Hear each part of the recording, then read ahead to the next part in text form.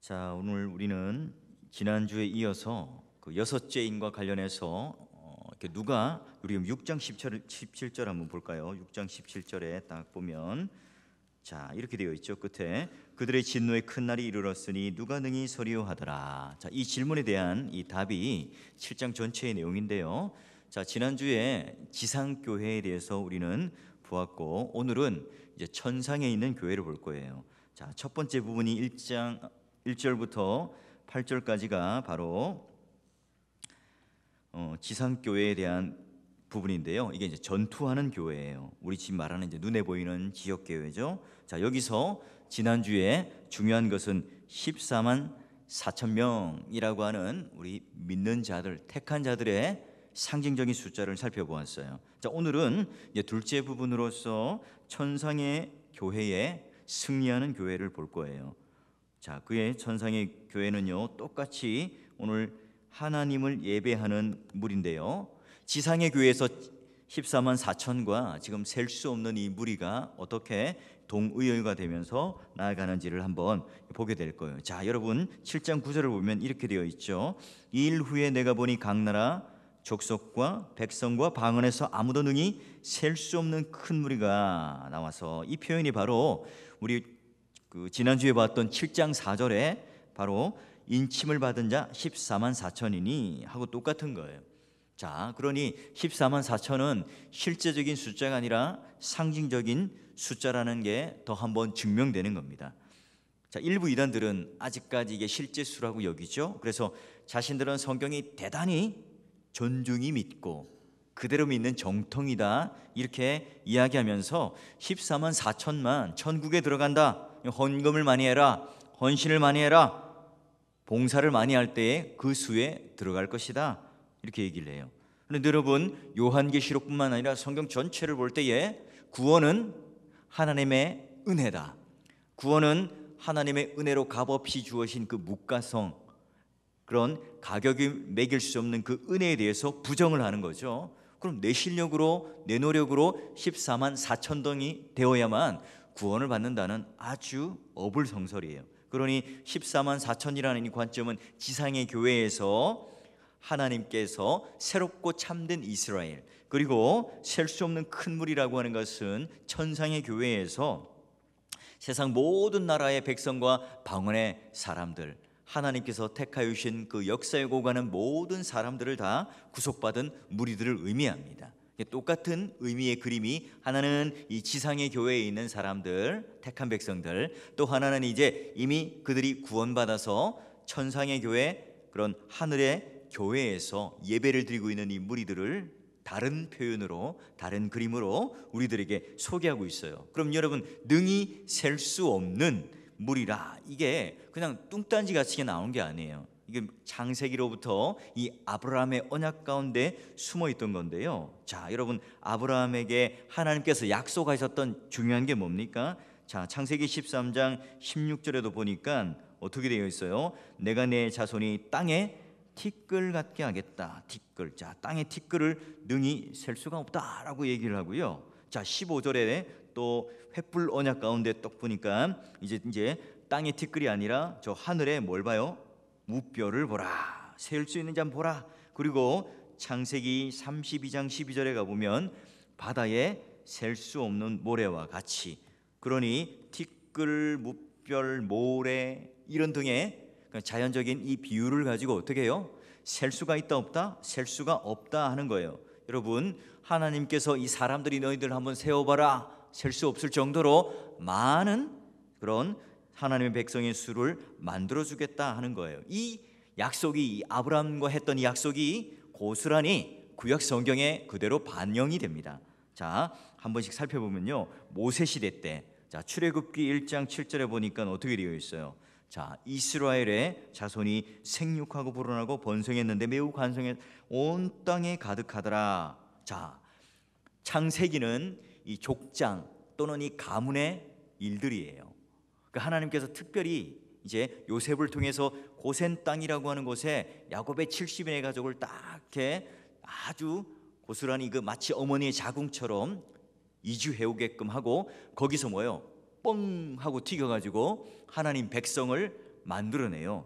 자, 그런 과정 속에 이제 언약의 성취가 점점 이제 완성되어져 가죠. 자, 그리고 나서 이 뒤에도 마찬가지입니다. 이제 다윗의 시대 때에도 사람을 계수하거나 헤아릴 때도 보면 하늘의 별같이 많게 하리라 하라는 이 표현을 가지고 다윗 언약 아래 갱신되어서 많은 사람들이 오늘 하나님 백성 가운데 들어올 거다 얘기를 해요. 자, 이게 또 솔로몬 시대에도 보여요. 자, 왕상 3장 8절에 보니까 주께서 택하신 백성 가운데 그 백성의 수요가 많아서 셀 수도 없고 기록할 수도 없더라.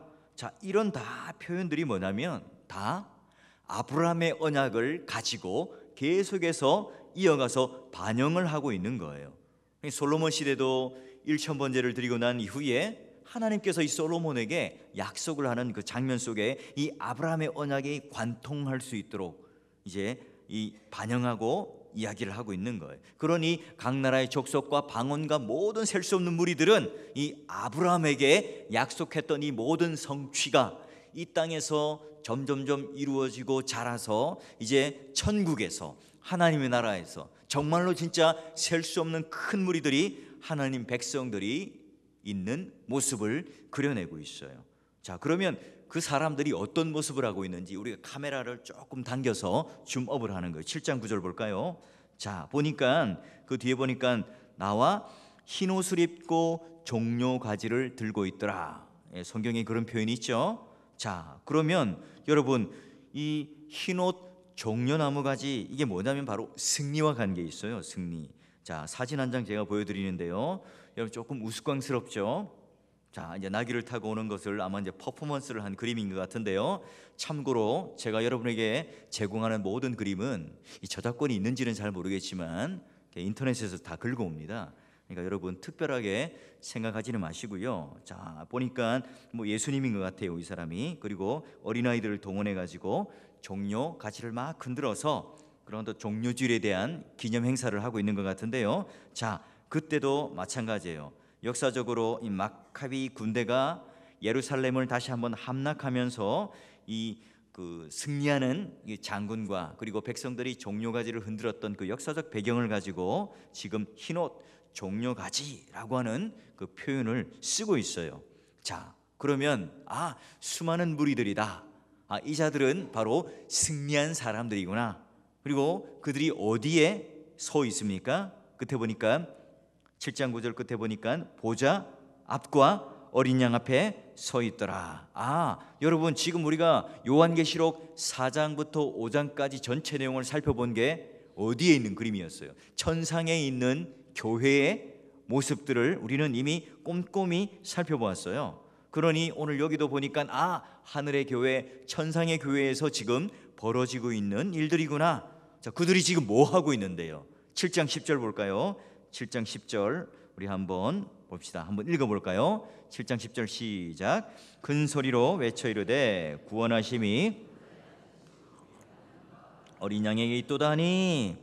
자, 이 우리가 이제 한 번씩 부르는 복음송의 그 가사의 내용인 거예요.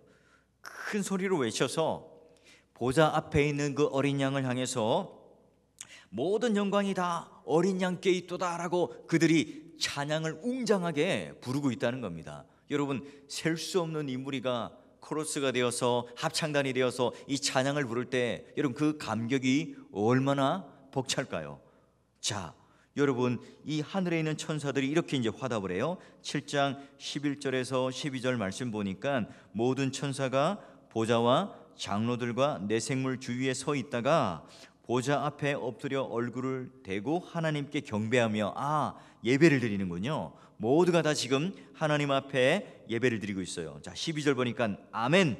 찬송과 영광과 지혜와 감사와 존귀와 권능의 힘이 우리 하나님께 세세토록 있을지어다. 아멘 하더라. 지금 이들이 찬양과 영광과 예배를 지금 드리고 있는 장면이에요. 자, 그럼 여러분 우리 종전에 보았던 천상의 교회의 모습을 비춰봤던 4장과 5장에도 찬양을 부리는 무리들이 있었죠. 보좌 주위로 동그랗게 원을 그리면서 나오는 그런 존재들이 있었는데요.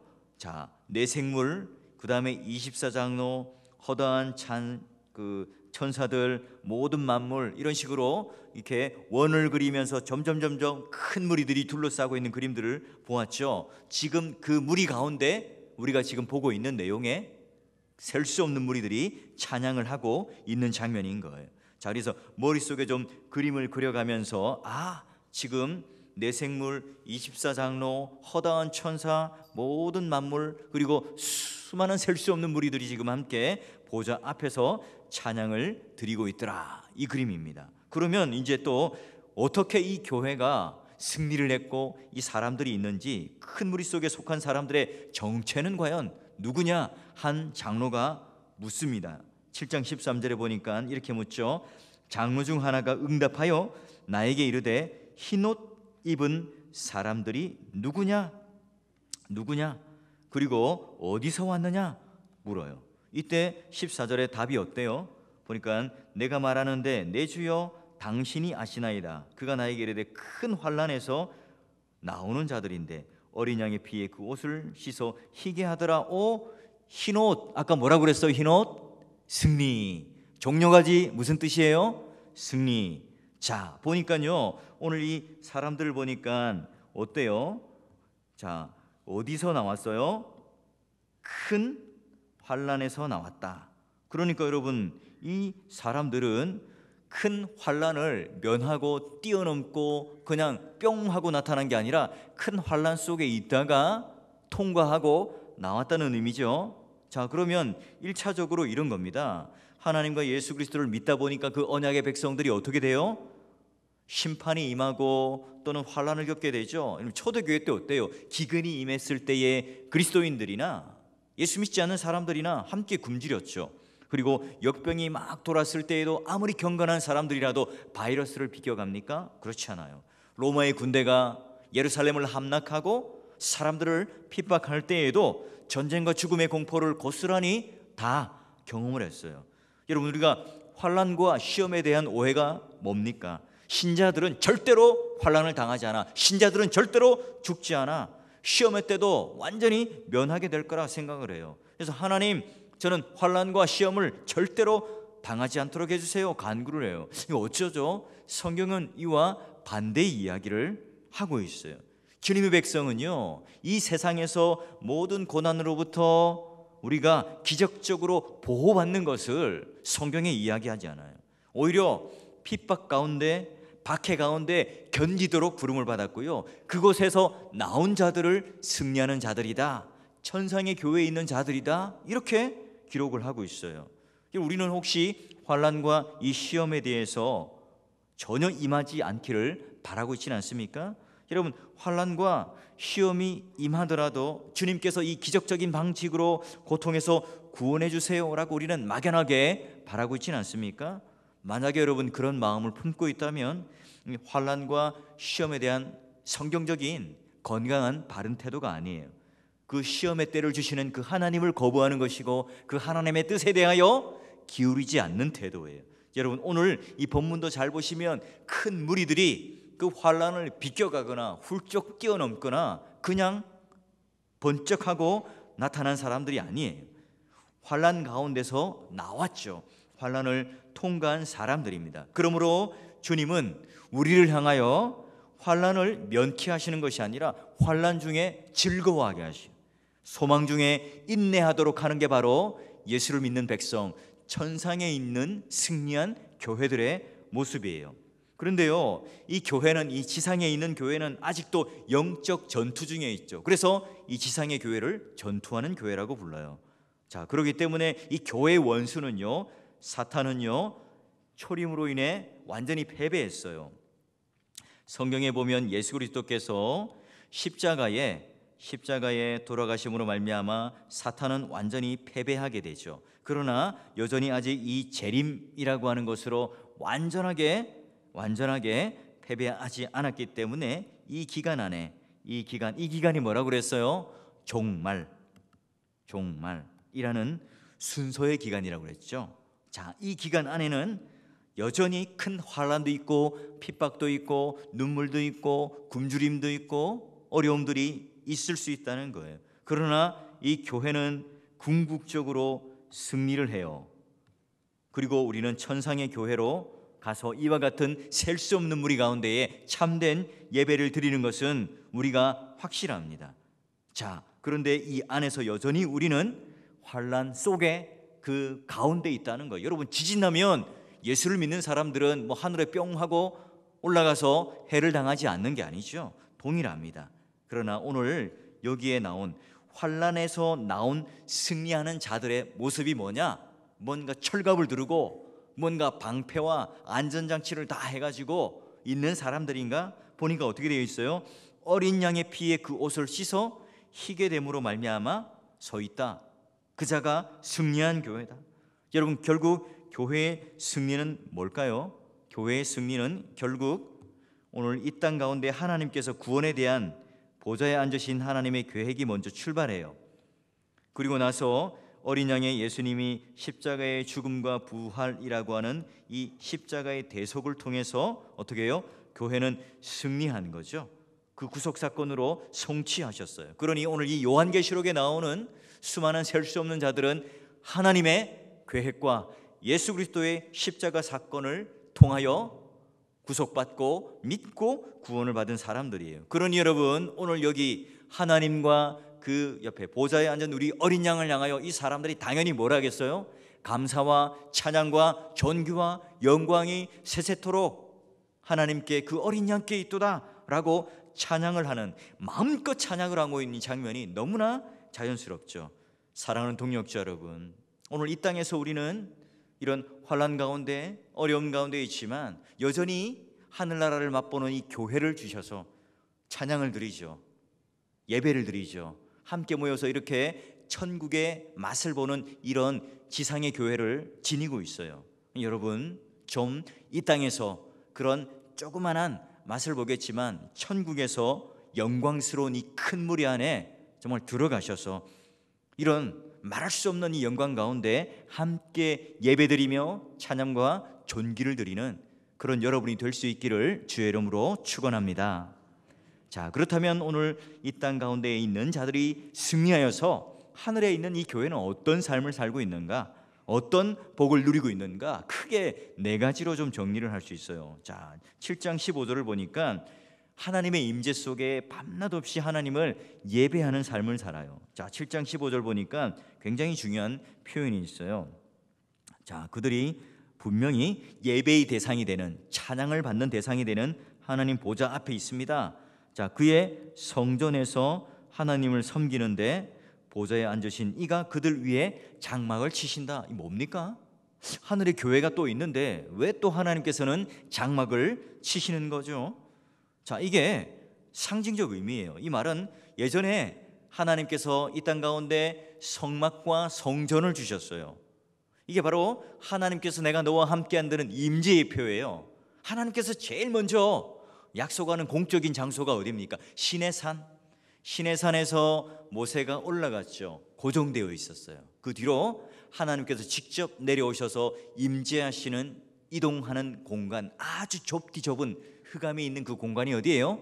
성막입니다. 그 뒤로 성전이 세워졌죠. 끊임없이 그러는 하나님께서 세우신 이 성막과 성전에 대한 뜻을 이해하지 못하자 그 모든 것들을 다 없애고 예수 그리스도께서 몸을 통하여 우리 성령을 보내셔서 참된 성전으로 우리를 만들어 주신 거예요. 그로부터 우리는 건물이 성전이 아니죠. 결국은 뭡니까? 하늘나라 속에서도 하나님의 임재, 하나님께서 실제 하시는 것을 충만히 누린다, 이 개념을, 구약적인 그 이미지를 들고 와서 장막을 치신다, 그들 위에 하나님께서 장막을 치신다라고 하는 거예요. 그 가운데 뭐예요? 하나님께서 임재하시고 밤낮 없이 우리는 하나님을 섬긴다, 끊임없이 하나님을 예배한다. 여러분이 그림만 봐도 상상해도 가슴이 뛰지 않습니까? 자, 두 번째는, 자, 7장 16절에 보니까 지상에서 경험했던 모든 육체적 결핍과 위험이 이제는 더 이상 없어요. 줄이지 않아요. 배고프지 않죠. 목마르지 않고요. 해나 아무 뜨거운 기운도 상하지 않을 겁니다. 이게 목사님, 우리 청소년들은 이렇게 생각할 거예요. 아니, 천국에서의 생활이 고작 배고프지 않고 목마르지 않고 뭐 뜨거운 해가 없고 그런 겁니까? 아니, 지금 우리 집만 봐도요, 굶지 않는데요. 배고프지 않는데요? 목마르지도 않아요. 아무리 여름에 더워도요, 우리 집은 에어컨 빵빵하게 틀어놓고 살아가고 있는데요. 이렇게 생각할 수 있어요. 게다가 여러분, IMF 때는 부자들은 더 기뻐했죠. 왜냐하면 이자가, 은행 이자가 아주 높으니까 정말로 돈이 막 굴러 들어오는 거예요. 그럼 어때요? 여기가 좋사오니 그렇지 않습니까? 이때가 좋사오니, 이게 오늘 우리의 마음 아닙니까? 여러분, 그런데 이 구절의 장면은 그런 개념이 아니에요. 지금 우리가 있는 이 시대를 가지고 요한이 이야기하는 게 아니라, 이 구절의 배경은 이스라엘 백성들이 출애굽을 딱 해요. 어디로 갑니까? 가나안으로 뿅 하고 비행기 타고 날아가는 게 아니에요. 어디를 지나죠? 광야를 지나게 되죠. 가나안 가기 전에 그 광야는 어떻습니까? 굶주리고 목말라서 백성들이 얼마나 수없이 원망을 하게 됩니까? 정말 그 죽음에 처하는 그런 노출되어 있는 위험 속에, 전쟁의 위험 속에, 목마름과 배고픔 속에 걸어가고 있었던 사람들 중에, 자, 그 햇볕과 추위, 그 해를 당하는 그게 오늘 절대로 없을 것이다 하는 것으로 우리 모든 인생길에 있는 박해, 어려움, 굶주림, 순교, 이 모든 것들을 다 통틀어서 우리들에게 알려주는 하나의 그림이에요. 때로는 뭡니까? 예수를 믿는다는 그 이유로 투옥하고 고문하고 순교를 당했죠. 약속의 가나안 땅에 들어가면 어떻게 됩니까? 그런 모든 고생들은 없어지죠. 육체적 결핍이 없어집니다. 이제는 땅에 거주하고요, 햇볕과 그리고 굶주림과 목마름이 없어지는 것처럼 천국도 마찬가지로 오늘 하나님께서 이 땅에서 줄이고 목말랐던 그 육체적인 한계, 고통 속에 있었던 모든 질병의 아픔들, 이 모든 것들을 다 이제는 너희들이 결핍이나 궁핍한 가운데 있지 않다, 더 이상 위험 속에 있지 않다는 거예요. 여러분, 그래서 천국을 보면 이사야에 어떤 그림을 그립니까? 사자가 이 고기를 끊어요. 뭘 먹습니까? 풀을 뜯어먹죠. 양들과 함께 춤을 춰요. 독사굴에 손을 집어넣어도 해를 당하지 않고 독사와 함께 장난감처럼 막 놀고 있는 거예요. 막 뱀이 낼름낼름거리면서 혀를 내밀어도 귀엽다 뱀아 하면서 같이 노는 장면이 있죠.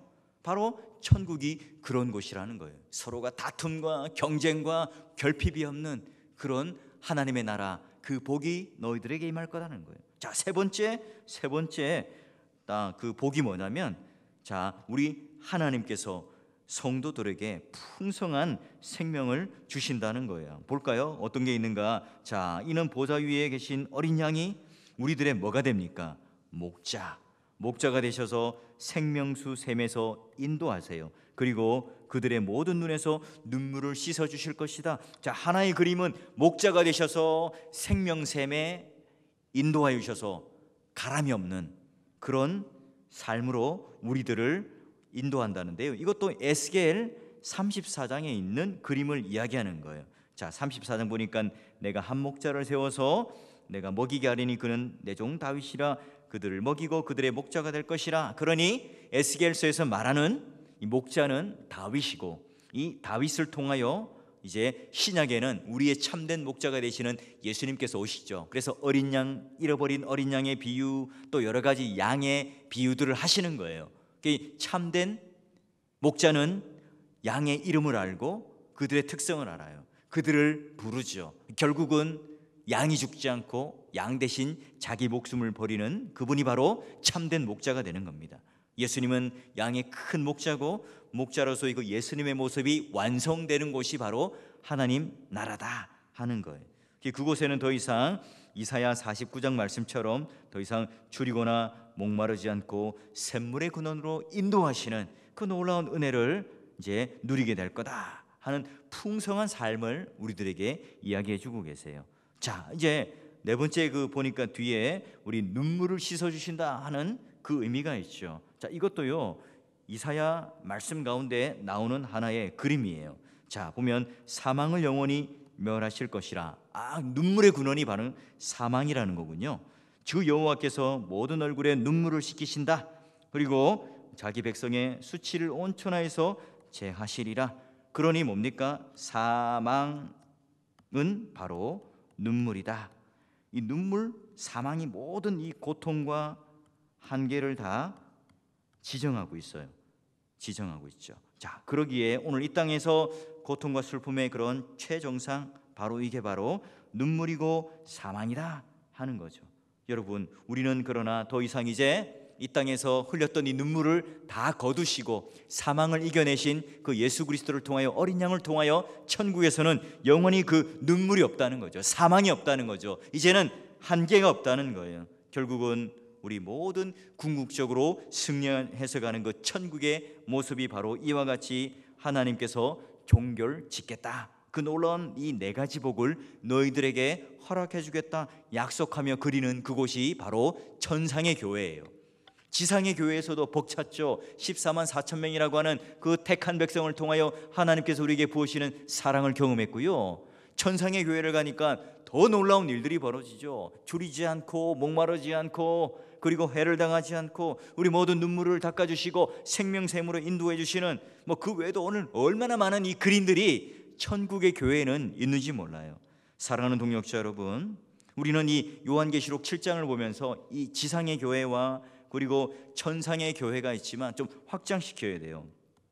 이 땅에 이 지상의 교회가 있다면 천상의 교회를 그림으로 그리면 이렇지만, 자, 이 개념 안에 우리는 자꾸 어디에 시선이 가요? 이 땅의 교회에만 있어요. 그래서 지역교회, 사월교회, 그리고 우리 눈에 보이는 교회, 이것밖에 잘 몰라요. 그래서 그냥 교판에 갇히거나 교회 안에 늘 갇혀서 우리는 살아가죠. 그러나 우리는 더 이상 이 지역교회만 속한 사람들이 아니라 어디예요? 천상의 교회에 속한 사람들이다. 자꾸 우리 눈을 넓혀야 해요. 그러니 우리의 시선이 이 땅에 있는 이 교회만 바라보지 않고요, 하늘에 있는 이 보편적인 교회, 승리하는 교회, 그 하늘에서 우리가 드려지는 이 예배, 이 천상의 예배를 우리가 늘 묵상할 때에 지금 이 땅에 드리는 이 예배도 뭐예요? 정말로 그 하늘을 맛보는 능력을 경험하게 되는 거죠. 베드로, 바울, 칼빈, 존 오웬 또는 마틴 로이드 존스, 이런 우리 믿음의 신앙의 선배들은 이제는 더 이상 이 지역교회 안에 있지 않아요. 이 지역교회에 있지 않습니다. 하늘나라로 올라갔죠. 여러분, 그들과 지금 우리의 공통점 뭡니까? 다 교회의 일원이라는 거예요. 교회의 일원이에요. 지금 우리는 전투하는 교회에 있지만, 그러나 그들은 천국에서 이제 천상의 교회에 있겠죠. 사랑하는 동역자 여러분, 오늘 이 말씀을 우리 함께 붙들면서 결국 이 키는 누가 가지고 있습니까? 바로 교회 주인이신 어린 양 예수님이 가지고 있습니다. 이 말하죠. 너희들은 지금 이 땅에 요한계시록 시대에 살고 있었던 초대교회 성도들을 향해서 너희들은 그대로 무너지지 않는다. 너희는 이 비참한 이 절망의 바퀴 속에 빠져 있는 것 같지만 하나님 백성, 하나님 택한 이 백성들은 그대로 망하지 않는다. 큰 환란이 있겠지만 너희들이 그 환란에서 나와서 이제는 넉넉히 통과해서 이 천사들과 함께 하나님 나라에서, 천국에서 이와 함께 큰 무리에 포함되어서 말도 못하는 그 영광 속에 노래를 부르며 예배를 부르게 될 거다. 여러분, 이게 바로 이 어려움과 고난 속에 순례길을 걸었던 그 자들을 향한 요한의 메시지였어요. 영원한 미래, 그리고 영원한 소망이신 예수 그리스도를 집중해라. 모든 것을 다 이제 사라지겠지만 하나님만 남고 그 어린 양의 보좌만 남는단다. 여러분, 한번 생각해 보세요. 예전에 우리 은퇴하신 장로님들, 권사님들, 집사님들 살기가 얼마나 힘들었습니까? 일제강점기를 지나고 6.25 동란을 지나면서 폐허가 된 이 땅에 보릿고개라는 것을 넘어가면서 한 끼 먹을 게 없어서 전전긍긍하던 시대가 있었잖아요. 여러분, 이 믿음의 1세대 옛생이들은 제사도 안 지내, 조상신을 거부해 라고 하는 식으로 얼마나 많은 핍박을 받으면서 교회를 다녔습니까? 여러분, 그때 예수 믿는 사람들은요, 오늘날은 목회자들 때문에 욕을 얻어먹지만 그 당시에는 그냥 예수 믿는 것들 하면서 무조건 회사를 가거나 사회에서 그냥 핍박을 했었죠. 여러분, 그런 불이익을 당하면서 하루하루 살아갔던 게 바로 우리 믿음의 선배들 아닙니까? 여러분, 이때 어떤 찬양을 불렀어요? 주 안에 있는 나에게 딴 근심이 있으랴. 여러분, 그 당시 살아갔던 우리 믿음의 선배들이 이런 찬양을 부른다는 게 너무나 웃긴 거 아닙니까? 아이러니하죠. 온통 근심 속에 살았습니다. 내일 먹을 양식이 없었고 기댈 것 없는 그 인생길 속에서 하루하루 사는 게 버거웠던 그 인생 속에 딴 근심이 있으랴. 여러분, 이게 말이 되는 찬송이에요? 그런데 2절에 그 간사의 힌트가 있어요. 그 두려움이 변하여 내 기도 되었고. 우리 믿음의 선배들, 그 어른들은요, 지금 그 두려움의 엉덩이에 갇혀 있지 않았죠. 그 두려움 앞에, 하나님 앞에 기도를 드리는 도구로 사용했어요. 그러자 그 결과가 어떻게 됩니까? 전날의 한숨 변하여 내 노래 되었네. 이분은요, 이 절망적인 이 상황에 있었지만 오히려 이 보호자 되시는 하나님만을 바라보며 이 천상의 교회를 바라보니까 이런 기도와 찬송을 어린 양 앞에 부르며 서 있는 자들이요, 또한 그 놀라운 능력을 누리고 살았던 거죠.